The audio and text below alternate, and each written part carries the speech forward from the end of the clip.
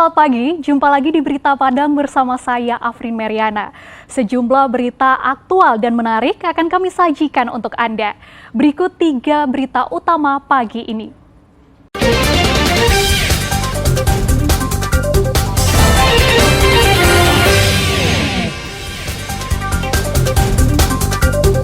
Seorang saksi di TPS sebuah partai peserta pemilu meninggal dunia saat bertugas. 7 tahun berpindah-pindah, Micia Wulandari berhasil ditangkap tim tabur Kejaksaan Negeri Padang. Prabowo Gibran menangi Pilpres, hingga bocah tewas tertimpa pohon tumbang, kami sampaikan dalam Padang Sepekan.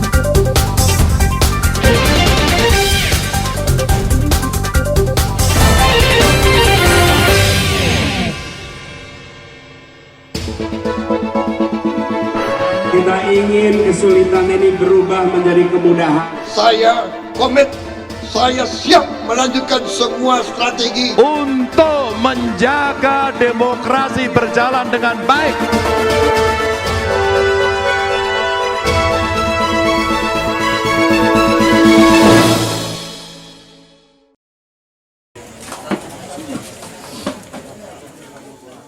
Diduga kelelahan saat menjalankan tugas sebagai saksi dari salah satu partai di TPS 06 Kelurahan Gurun Laweh, Nanggalo, Padang, Edi Warmen yang berusia 43 tahun meninggal dunia pada Rabu siang. Pasangan suami istri ini memang menjadi saksi pemilu, tapi di TPS yang berbeda. Sang istri, Nila, yang mendapat informasi jika suaminya pusing dan pulang ke rumah, meninggalkan TPS-nya untuk menyusul sang suami ke rumah. Di rumah itu, Edi Warmen, sang suami, tak sadarkan diri dan dibawa ke Rumah Sakit Ibnu Sina Padang. Namun jiwanya tak tertolong. Edi Warmen meninggal dunia. Iya, tapi kurang tahu soalnya saya ini saksi juga nih, Pak. Mungkin tak kelelahan mungkin ya. Saya jadi kelelahan kan pusing Pak. Tapi karena dia jadi nggak ketemu sama kita tadi kan, kita jadi saksi jadi kita nggak ketemu kejadian itu, kita nggak tahu kata orang-orang ini pusing. Rencananya dimakamkan di mana biasanya, Bu? Di mana? Keluarga ya? Iya, tempat makam tanah warga.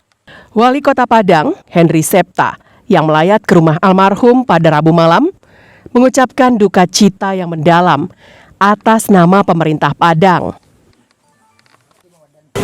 Seorang warga Kota Padang, almarhum Edi Warmen, meninggal dunia usia 43 tahun,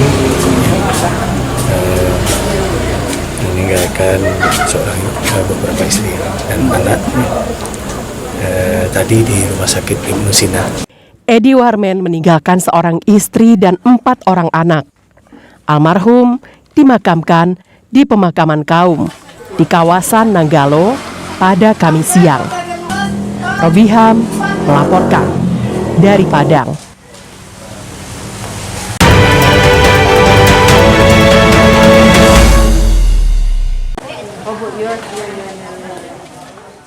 Pesta demokrasi di Pariaman pada hari Rabu disambut antusias masyarakat.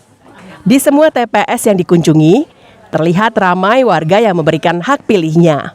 Banyaknya pilihan membuat para pemilih harus hati-hati saat melakukan pencoblosan karena banyak kertas suara yang akan dipilih, terutama di kalangan lansia yang menyebabkan pemilih lama berada di bilik suara. Secara umum, proses pemilihan umum di Pariaman berjalan lancar, meski proses pencoblosan ada yang terlambat dan tidak sesuai dengan perencanaan. Bahkan hingga pukul 3 sore, masih ada warga yang menunggu antrean untuk mencoblos. Dari data di beberapa TPS yang dikunjungi, tingkat partisipasi pemilih cukup tinggi, yakni mencapai 80% warga yang menggunakan hak pilihnya. Jumlah pemilih yang datang ke TPS rata-rata itu di angka 70-80% ya, dari beberapa TPS yang kita kunjungi tadi. Kemudian selama proses pengawasan ada beberapa hal yang kita temukan di lapangan, tetapi itu sudah kita sampaikan saran perbaikan kepada KPU dan KPPS untuk dilakukan perubahan.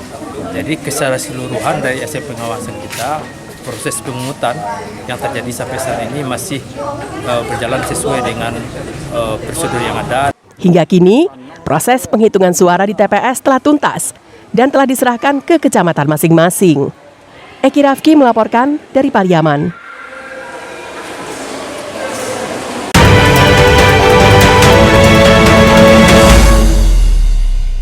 Ya. 32 pasien yang didaftarkan pindah TPS pemilihan oleh RSUP Dr. M. Jamil mencoblos di rumah sakit. Namun pelaksanaannya berbeda. Jika warga biasa datang ke TPS untuk mencoblos, maka di rumah sakit justru TPS-nya yang mendatangi pasien. Dengan dikawal oleh PPK, Panwascam, polisi dan tentara, petugas pemilihan umum Kecamatan Padang Timur mendatangi setiap ruangan dan membawa serta surat suara yang akan dicoblos oleh pasien. Dari 32 pasien yang terdaftar, 21 pasien tidak bisa mengikuti pemilihan dikarenakan kondisi pasien mengalami sakit berat dan 1 orang pasien meninggal dunia sebelum jadwal pemilihan. Sedangkan 10 pasien yang melakukan pemilihan didampingi oleh keluarganya untuk menyuarakan hak suara pada pemilu tahun 2024 ini. Kami telah mempartisipasi untuk pemilih yang dirawat di Rumah Sakit Jamil, baik itu pasien maupun keluarga pasien sebagai pendamping. 32 yang telah didaftarkan oleh pihak Rumah Sakit Jamil kepada kami, itu ada 10 yang tercoblos dan 22 lagi itu tidak tercoblos karena ada alasan, ada yang sudah pulang dan ada yang sudah meninggal. Dedi Alfian, Manajer Umum dan Tata Usaha RSUP Dr. M. Jamil, menyampaikan, pasien yang didaftarkan untuk mengikuti pencoblosan adalah pasien yang dirawat sampai tanggal 14 Februari. Kita sesuai dengan aturan dari KPU bahwa yang didaftarkan adalah pasien yang dirawat sampai tanggal 7 Februari. Nah, dan kemungkinan yang dirawat sampai tanggal 14, itu yang kita daftarkan. Proses pendaftarannya udah 4 hari lah sebelum pemilu. Pihak rumah sakit hanya memfasilitasi untuk pendaftaran pindah pemilih. Walaupun sakit dan menjalani perawatan, pasien tetap memiliki hak untuk menyalurkan suaranya pada pemilihan umum tahun 2024 ini. Alfi melaporkan dari Padang.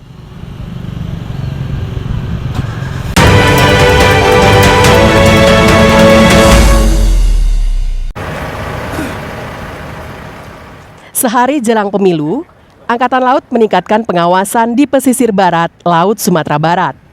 Komandan Pangkalan Utama TNI Angkatan Laut, Laksamana Pertama Syufendri, melepas kapal perang KRI Cakalang 852 dari dermaga Bungus di pinggiran kota Padang. Upacara pelepasan kapal perang KRI Cakalang 852 ke daerah operasi yang dipimpin langsung oleh Danlantamal 2 Padang merupakan kegiatan pengamanan di wilayah perairan sebelum hingga sesudah pemilu. Kapal perang dengan bobot 230 ton ini dilengkapi persenjataan, meriam, dan mitraliur kaliber 30 mm dan kaliber 12,7 mm. Kita barusan saja melepas keberangkatan KRI Cakalang 852 ke daerah operasi untuk melaksanakan operasi.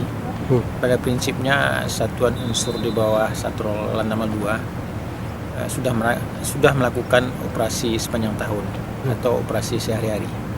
Cuman dalam keadaan kondisi saat sekarang mau pemilu, intensitasnya kita akan tingkatkan daripada biasanya. Selain patroli, kapal perang ini juga menjaga kapal nelayan asing yang kerap masuk ke perairan Indonesia dan menjarah ikan yang ada di Samudra Indonesia. Robiham melaporkan dari Padang.